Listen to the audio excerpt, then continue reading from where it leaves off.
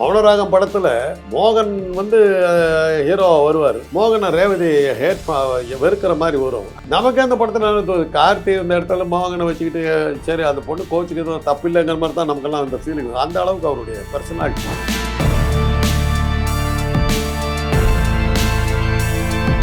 முத்துராமன் வந்து நேர் எதிராக இருந்தார். இன்னும் அடுத்த அப்படி சொல்லி கேட்டிங்கன்னாக்கா தமிழ் நட்சத்திரங்களில் எங்கள் காலத்தில் நாங்கள் பார்த்து ரொம்ப அதிசயப்பட்டு ரசித்த ஒரு நடிகர் பார்த்தீங்கன்னா முத்துராமன்.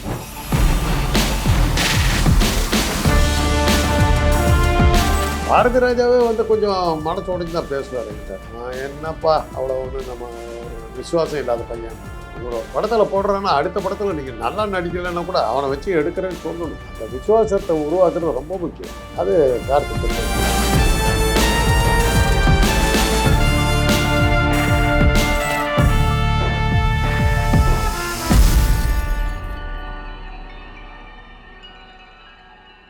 சார் வணக்கம் சார், எப்படி சார் இருக்கீங்க? நவரச நாயகன் கார்த்தி, சமீபத்தில் அவர் குறித்து நிறைய செய்திகள் வந்து வருது. அவர் வந்து இந்த ப்ரொடியூசர் பணத்தெல்லாம் வந்து வாங்கிட்டு ஏமாத்திட்டாரு, சரியா வந்து ஷூட்டிங் வர மாட்டார் அப்படின்ற மாதிரிலாம் சொல்றாங்க. கார்த்தின்னு சொன்னதும் உங்க ஞாபகத்து வருது என்ன சார்? அலைகள் ஓய்வதில்லை படம், ஓகே, கோகுலத்தில் சீதை, ஓகே, அக்னி நட்சத்திரம், நாடோடி தென்றல், மௌனராகங்கள். கார்த்திக்கு ஒரு அற்புதமாக கொஞ்சம் கோகுலத்தில் சீதை அடிச்சுக்கிறதுக்கு அவரை அடிச்சுக்கிறதுக்கு நடிகனே கிடையாது. அப்பேற்பட்ட நடிகை ரொம்ப எனக்கு ரொம்ப பிடிச்ச. அப்புறம் அந்த அமரன் அதெல்லாம் அது ஒரு பண்பட்ட நடிகர். முத்துராமனுடைய ஒரு வாரிசுங்கிறத வந்து முத்துராமனை தூக்கி அப்பாவை தூக்கி அடித்தான் அந்த பையன். ஓகே, அதெல்லாம் ரொம்ப ரசித்தோம்.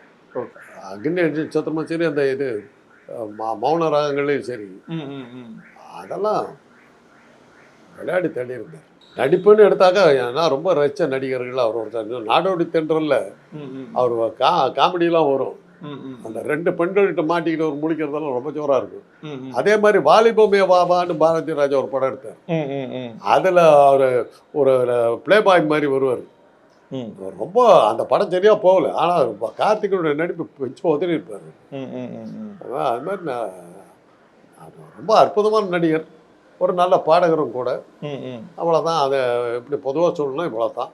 அது ஆக்சுவலாக தன்னுடைய ஜாதி அடிப்படையில் ஏதோ ஒரு அரசியலுக்கு உள்ளே வந்துட்டு அப்புறம் காணாமல் போயிட்டார். ஓகே, அந்த 90-80 காலகட்டத்திலாம் கார்த்தி வந்து ரொம்பவே பீக்கில் வந்து இருப்பார்னு வந்து சொல்லுவாங்க. அவருக்கு வந்து இந்த நிறைய பெண் ரசிகைகள் தான் வந்து அதிகம் வந்து சொல்லுவாங்க. அவருடைய லுக்குக்கு பெண்ணு ரசிக்கலைன்னு அப்புறம் என்னங்கிறது? இது இப்போ அந்த பார்க்க ரசிக்காத பொண்ணு கண்ணு இல்லைன்னு அர்த்தம்.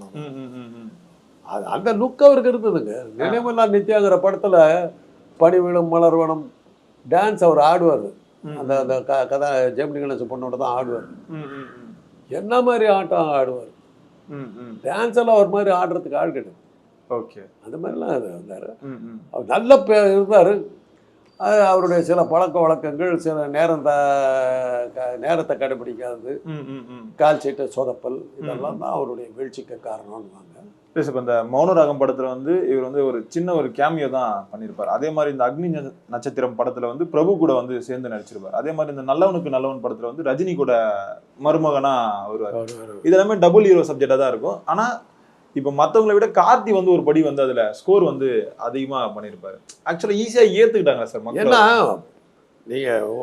நீங்கள் சொன்ன எல்லா படத்துலையும் ஹீரோவோட இவர் தான் ஹேண்ட்ஸமாக இருந்தார். ஆமாம், மௌனராகம் படத்தில் மோகன் வந்து ஹீரோ வருவார். மோகனை ரேவதி வெறுக்கிற மாதிரி வரும். நமக்கு அந்த படத்தில் கார்த்தி இந்த இடத்துல மோகனை வச்சுக்கிட்டு சரி அந்த பொண்ணு கோச்சுக்கிறது தப்பு இல்லைங்கிற மாதிரி தான் நமக்கெல்லாம் அந்த ஃபீலிங். அந்த அளவுக்கு அவருடைய பர்சனாலிட்டி. அதே மாதிரி அக்னி நட்சத்திரம் படத்தில் பிரபுனுடைய ரெண்டு பேருமே ஈக்குவலாக பண்ணியிருந்தாலும் அனுதாபம் வர்ற ரோல் வந்து கார்த்திக்கு தான். வெஸ்ட் சைட் ஸ்டோரிங்கிற ஒரு இங்கிலீஷ் படத்தை பார்த்து எடுத்தாங்க, அது வேற விஷயம். அதில் அதே மாதிரி சீன்லாம் எடுத்தாங்க. இது நல்லா மௌனராகம் படத்தில் அந்த விட்டுட்டு அப்படியே அவங்க நடந்து போவார், ஸ்டைலாக போவார் அந்த காலேஜ் காரிடார். செத்து சுண்ணம் போயிட்டாங்க எல்லாரும். அதே மாதிரி இந்த சந்திரமௌலின்னு சொல்ற சந்திரமௌலி எப்படி அது நல்லா இருக்கும். நல்லா இப்ப வரைக்குமே அந்த இந்த லவர்ஸ்குள்ள ரசிக்கிற படம் வந்து இந்த வருஷம் 16 அந்த படமும் வந்து ரொம்ப அதுல குஷ்பு அவரும் நல்ல நல்ல தீம், ரொம்ப ஒரு அந்த படமே ஒரு மாதிரி நம்ம வெளியில வரும்போது நம்ம மனசை ஒலிக்கிடும். அது மாதிரி படம் அது. அதனால ஆரம்பிக்கும் போது ஒரு ஜாலியா ஆரம்பிக்கிற படம் முடியும் போது நம்ம மனசெல்லாம் அப்படியே என்னடா இப்படி முடிச்சு விட்டாங்களேங்கிற மாதிரி. அப்போதான் ஒரு அருமையான படங்கள் வந்ததுங்க. அருமையான படங்கள் வந்தது. நமக்கும் பொழுது போல் அதை சினிமா விட்டால் வர வழி இல்லை. என்னைக்கு டிவியில் சீரியல்னு வந்ததோ அன்னைக்கு சினிமா காலி, நம்ம குடும்ப வாழ்க்கை காலி, நாமளும் காலி, அப்படி போச்சு. இல்லைங்க இன்றைக்கி அது மாதிரிலாம் இப்போ கார்த்திக் மாதிரி நடிகர்கள்லாம் வந்தால் சினிமா இல்லையே. இப்போ ஆக்சுவலாக இப்போ ஒரு ஹீரோ வந்து இந்த ஆக்ஷன் பண்ணிடலாம், அப்புறம் வந்து ஆக்டிங் பண்ணிடலாம், எமோஷனலாக பண்ணிடலாம், அந்த காமெடின்னு வரும்போது ரொம்பவே கஷ்டப்படுவாங்க. அது வந்து கார்த்திக் ரொம்பவே ஈஸியாக வரும்னு வந்து அது என்ன படம் இது, குள்ளத்தை அடித்தா படத்தில் கார்த்திக்கும் கவுண்டமணியும் பண்ணுற கூத்து, அந்த காமெடி அவ்வளோ அற்புதம், அவ்வளோ ஈஸியாக பண்ணார். அதனால தான் அவருக்கு நவரத்ன நாயகன் பேர் வந்தது. அதே மாதிரி கோகுலத்தில் சீதை படத்தில் ஒரு டிக்னிஃபைட் கதாநாயகனாக வருவார். அந்த சுலட்சணாவை இருந்த ஹீரோயின் அந்த சோலட்சுமி, அவரை ஈஸ் அ ஜென்டில்மேன், ஈஸ் இந்த மேன் அப்படின்னு சொல்லிட்டு வருவோம். சிகரெட் அப்படி கையில் வச்சுக்கிட்டு அதுக்கு ரியாக்ட் பண்ணுவார். ரொம்ப கஷ்டம், ரொம்ப கஷ்டம், அவ்வளோ சுலபம் பண்ணுவார். கார்த்திக்காகவே பார்த்த படம்னு எடுத்திங்கன்னா கோகுலத்தில் சீதை அவ்வளோ அற்புதமாக பண்ணியிருந்தார். அதே மாதிரி இந்த மேட்டுக்குடி, பிஸ்தா, அதெல்லாம் மேட்டுக்குடி அடுத்தது இப்போ ஜெமினி கணேசனோட வச்சுக்கிட்டு அதுலேயும் கவுண்டமணியோட தான் பார்த்துக்கிட்டு கூத்தடிப்பார். அது அற்புதமான காமெடி. அது நல்லா அது அதான் கவுண்டமணி பாவம் பூவெல்லாம் கொடுக்க போய் இவர் இப்படி தான் நடிக்கணும்னு சொல்லி காட்டுப்பா, அவ வாங்கிட்டு போயிடுவான். கவுண்டமணி தடுமாறுறது, இவர் வந்து கவுண்டமணி சமாதானப்படுத்துறது எல்லாம் பிரமாதமாக இருக்கும். அதெல்லாம் ஆக்டிங் பொறுத்தீங்கன்னா நீங்கள் வந்து இப்போ சோகத்துக்கும் சரி, காமெடிக்கும் சரி, வீரத்துக்கும் சரி எல்லாம் அதான். அதனால தான் அவருக்கு நபராசம் 9 விதமான பாவனைகளை காட்டக்கூடிய சக்தி அவருக்கு இருந்தது. நல்ல நடிகர். ஆக்சுவலாக அந்த பொன்னுமணி படத்துலேயே வந்து சிவகுமார் வந்து இறந்துருவார், கீழே உட்காந்துட்டு கார்த்தி அழுவார். நான் பார்க்கல. அதெல்லாம் இன்னும் சூப்பராக. இப்போ இவ்வளோ பீக்கில் இருந்த கார்த்தி வந்து எப்படி சார் அந்த டவுன்ஃபால் வந்து சந்திக்கிறாரு? அது என்ன ரீசன்னு? அவருடைய சொந்த வாழ்க்கை சரியாக இல்லாமல் போயிடுச்சுன்னாங்க. நான் கேள்விப்பட்ட அளவில் அப்படித்தான் போச்சு. அவர் வந்து ஒரு படம், ஏதோ ஒரு படத்தில் நடிக்கும்போது புதுமுக நடிக்க அந்த ராகினிங்கிற பொண்ணு வந்தாங்க. அவங்க வந்து தோடர் இனத்தை சேர்ந்தவங்க. ஆதிவாசிகள். தோடர் இனத்தை சேர்ந்தவங்க வந்து படிக்கிறதுக்கே வர மாட்டாங்க. வெளிக்கூட அவங்க உள்ளே நம்ம அந்த தோடர் மந்துன்னு சொல்லுவாங்க, அந்த மந்துக்குள்ளாரையும் நம்ம போகவே முடியாது. அதுலேருந்து இந்த பொண்ணு படிச்சுட்டு வந்த இங்கே வந்து எத்தனாச்சு காலேஜ்லேயோ என்னமோ படிச்சது. இங்கே படிச்சுக்கிட்டு இருக்கும்போது தோடர் பற்றி உங்களுக்கு போய் பார்த்துருக்க மாட்டீங்க. தோடர் இனத்தை சேர்ந்த ஒரு பெண் வந்து முதல்ல டாக்டருக்கு படித்தது வந்து என்னுடைய கிளாஸ்மேட்டு பாக்யவதி பில்சேன். அவங்க என்னுடைய கிளாஸ்மேட். அவங்க இறந்து ஒரு 10 வருஷம். அவங்களுடைய சகோதரி மக தான் கார்த்திக் கட்டிக்கிட்டார் அந்த ராகினிங்கிறோம். அந்த படத்தில் ஹீரோயினாக நடித்த போது யார் கூட நடித்த கார்த்திக் வந்து அந்த தோடர் இனத்து பெண்ணு மேலே, ஏன்னா அதுங்க அவங்க அவ்வளோ அழகாக இருப்பாங்க. நம்ம வந்து அதிகமாக நமக்கு ஊட்டியிலேயே இருந்தால் கூட அதிகமாக நமக்கு தெரியாத ஒரு இனமாக அவங்க இருக்காங்க. அதில் அழகழகான பெண்கள் இருந்தாங்க. எனக்கு எப்படி தெரியும்னா, நாங்கள் அவங்களுக்காக சில பிரச்சனைகள் அவங்க இதில் வந்தது. ஏன் அவங்களுக்கு அந்த பிரச்சனையெல்லாம் வருது அப்படிங்கிறதுக்காக டெல்லியிலேருந்து எங்களை அனுப்பிச்சாங்க. அவங்களோட போய் உட்காந்து அவங்க வாழ்க்கை முறையெல்லாம் இது பண்ணி என்ன பிரச்சனைனாலும் அவங்க இந்த குழந்தையின்மைங்கிற பிரச்சனை வந்தது அவங்களுக்கு நிறைய. தோடர், எருளர், குறும்பர் இந்த 3 இதுக்கு குழந்தைங்களே ஒரு 6-7 வருஷம் பிறக்கவே இல்லை. ஏன்னா அழிஞ்சிட போகுதுங்கிறதுக்காக டெல்லி கவர்மெண்ட்லேருந்து இது பண்ணும்போது எங்கள் டிபார்ட்மெண்ட்டை இது பண்ணாங்க. போய் அப்போ அவங்க ஊட்டியில் போய் 15 நாள் அவங்களோட இருந்தோம் நாங்கள். எனக்கு அப்போ தான் அவங்கள எல்லாம் தெரியும். அப்போ வந்து பாக்யவதி பில்சேன் வந்து கிளாஸ்மேட், அது வேறு டிபார்ட்மெண்ட் இருந்து அதுக்கிட்ட கேட்டுக்கிட்டு அது சொல்லி அது கொடுத்த அறிமுகத்தில் தான் நாங்கள் போய் எல்லாம் உள்ளே பூந்து எல்லாம் நாங்கள் போவோம். அப்போ தான் இந்த பொண்ணு வந்து இங்கே ஹீரோயின் ஆகிடுச்சு, சென்னையில் படிச்சுக்கிட்டு இருந்தது. வந்தபோது இந்த பொண்ணை கல்யாணம் பண்ணிட்டாரு. அப்புறம் அது அந்த சொந்த வாழ்க்கையில் அதுக்கப்புறம் சில தவறுகள்லாம் நிறையா நடந்ததுன்றாங்க. அது அவருடைய வாழ்க்கையை. இப்போ இவரை வந்து அக்கா தங்கை 2 பேரையும் வந்து கல்யாணம் பண்ணதா தான் கேள்விப்பட்டேன். எனக்கு அதுக்கப்புறம் ஒன்றும் தெரியாது. நான் அதுக்கப்புறம் பார்க்கவும் இல்லை. அதுக்கப்புறம் ஏதோ ஒருத்தர் அமரன் பட டைரக்டர் சோமசுந்தரேஸ்வர் ராஜேஸ்வர்னு பேர், அவரை பார்க்கறதுக்கு போனபோது அவர்கிட்ட இவர் உட்காந்துருந்தார். அப்போ தான் இவரை பார்த்தேன். அவங்க அப்பா முத்துராமன் எனக்கு நல்லா தெரியும்.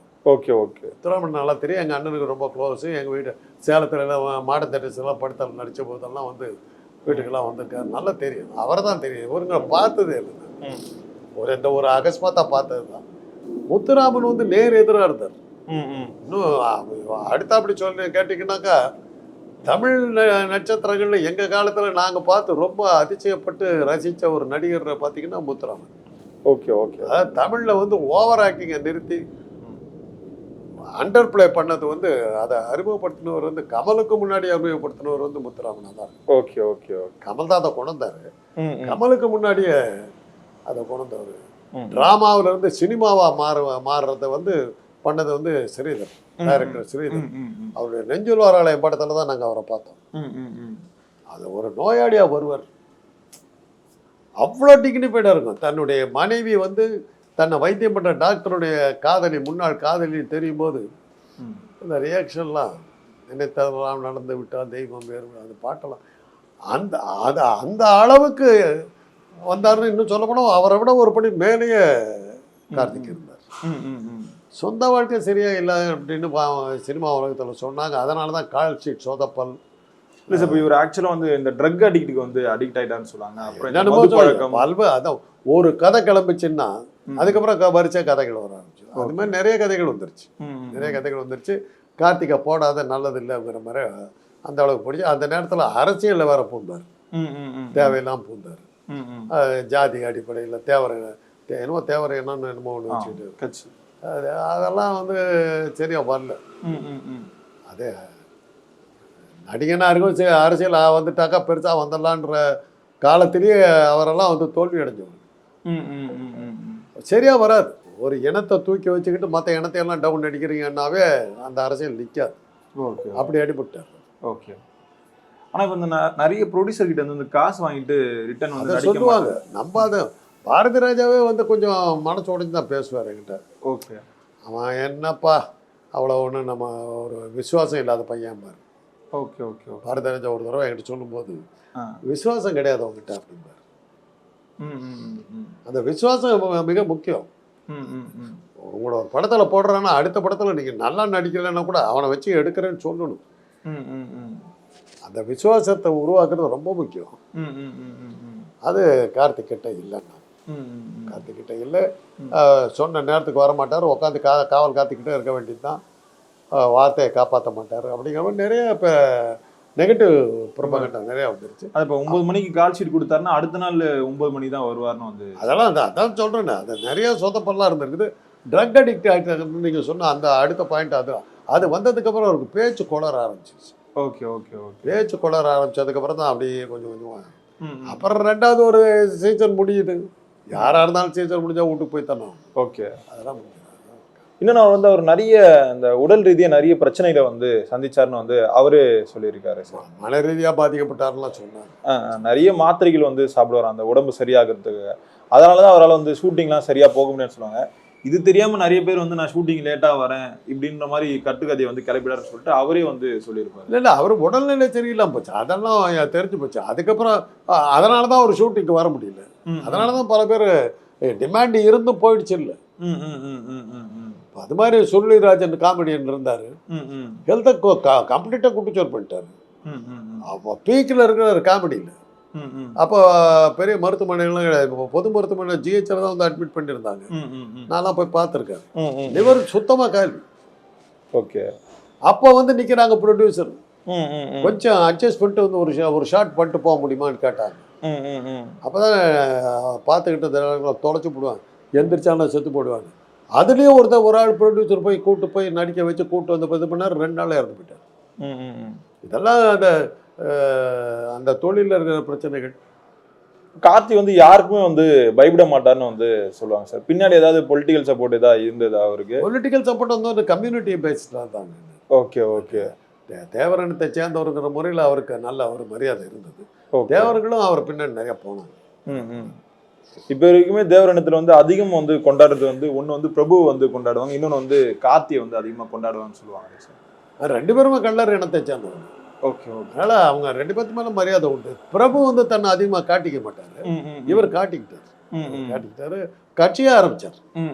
அதுக்கப்புறம் தான் கருணாஸ் போன்றவங்கள்லாம் வந்தாங்க. அதெல்லாம் அப்புறம் யாரோ ஒரு கவர்ச்சி நடிகை புவனேஸ்வரி யாரோ அவங்கெல்லாம் வந்து தேவர் மகள்னு சொல்லிட்டு வந்தாங்க, நிறைய வந்தாங்க. அதெல்லாம் ஒரு சீசன் தான். நடிகர்கள் அரசியல் எடுபடாமல் போகிறதுக்கு வாய்ப்பு உண்டு அப்படிங்கிறத நிரூபித்தவர் வந்து கார்த்திக். கார்த்தி வந்து இந்த சாக்லேட் பாய் லுக்ல வந்து நல்லா பண்ணிட்டு இருந்தாங்க. ஆக்ஷன் பாயா இருந்தாலும் ஆக்ஷன் ஹீரோவாகவும் அவரால் வர முடிஞ்சது. வர முடிஞ்சது. அதுதான் தேவரை எடுத்த ஒரு படத்தை 3 தெய்வங்கள் என்னமோ 3 பேர் ஹீரோயினாக நடித்த படம். அதாவது ஊர்வசி, சுகாசினி, அப்புறம் இன்னொரு 3 பேர் நடித்த படத்தில் அவர் தான் டாப் ஹீரோவாக வருவார். பிரபு அவர் எல்லாரும் ஒன்றா நடித்தாங்க. ஒரு தேவர் படம், அது படத்து பேர் மறந்துட்டேன். 3 ஏதோ வரும், 3ங்கிற பேரில் வரும்.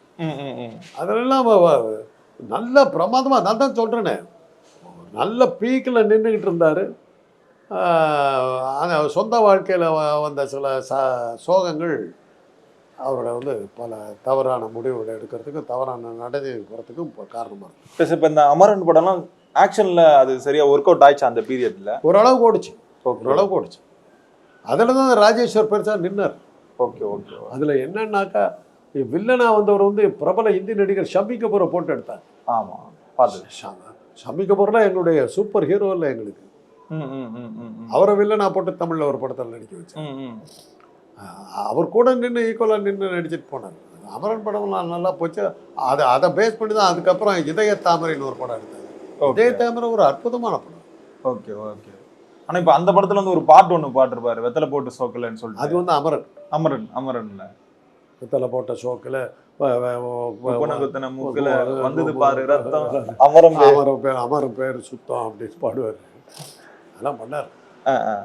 இப்போ அந்த டைம்ல வந்து கார்த்தி வந்து நிறைய ஹீரோயின்ஸுக்கே கார்த்தி வந்து பிடிக்கும்னு வந்து சொல்லுவாங்க. அதான் அவர் அதான் நான் தான் சொல்கிறேனே. அப்போ அன்னைக்கு பல ஹீரோயின்ஸ் அவரோட அந்த மாதிரியான ஆட்கள். எனக்கு தெரிஞ்சு நடிகர் சிவகுமார், அவர் மேலே உழுவாத பொண்ணே கிடையாது. அவர் எப்படி தான் தப்பிச்சார்னு எனக்கு தெரியல. அவரை தான் போய் கேட்கணும். அப்போ புள்ளன்னு இருந்தால் சிவகுமார் மாதிரி இருக்கணுங்கிற மாதிரிலாம் ஆசைப்பட ஆரம்பித்தாங்க. அந்த அளவுக்கு சிவகுமார் ஒரு ஃபேவரட் பாய் ஆஃப் தமிழ் உலகத்துக்கு, தமிழ் பெண்களுக்கு. அதுக்கு அடுத்த அப்படி வந்தவர் இவர் தான், கார்த்திக் தான். அந்த அளவுக்கு சாக்லேட் பாயா உள்ள வந்தார். சாக்லேட் பாயா உள்ள வந்து ஹீமேனாக மாறினார். புரியுது. ரொம்ப நன்றிகள் சார். கார்த்திக் சார் பற்றி தெரியாத பல விஷயங்கள் வந்து சொன்னீங்க. நன்றி சார்.